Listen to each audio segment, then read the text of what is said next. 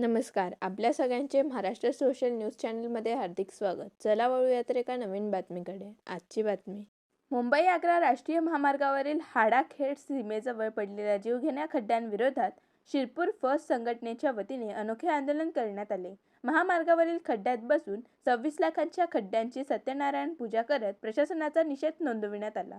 यानंतर संबंधित अधिकाऱ्यांना निवेदन देत तातडीने रस्ता दुरुस्तीची मागणी करण्यात आली. आपण आलेलो आहोत राष्ट्रीय महामार्ग क्रमांक 3 मुंबई-आग्रा राष्ट्रीय महामार्गावरती आपण आता आलेलो आहोत. इथं तुम्ही बघू शकता या खड्ड्यावरती जिथून आपण हाडाखेड बॅरल पासून शिरपूर तालुक्यातून निघून राष्ट्रीय महामार्गाला लागतो त्या ठिकाणी आम्ही आलेलो आहोत. परिवहन विभागाच्या अंतर्गत हा रस्ता येतो.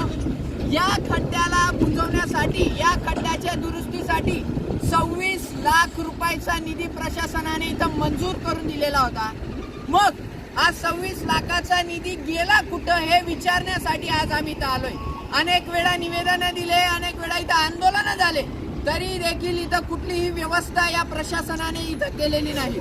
मग त्यासाठी आज शिरपूर फर्स्टच्या वतीनं आपण 10 लाख रुपयाचं 4x4चं दुकान उभं केलं, तरी त्याची सत्यनारायणची पूजा घालतो.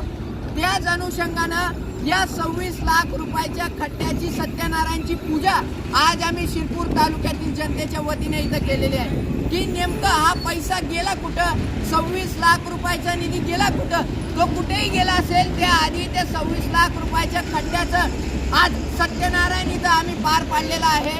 आणि येत्या 7 दिवसामध्ये जर का या खड्ड्याची दुरुस्ती झाली नाही तर परिवहन विभागाला मोठ्या आंदोलनाच्या सामोरे जावं लागेल. आणि झालेलं आंदोलन हे त्यांना झेपणार नाही.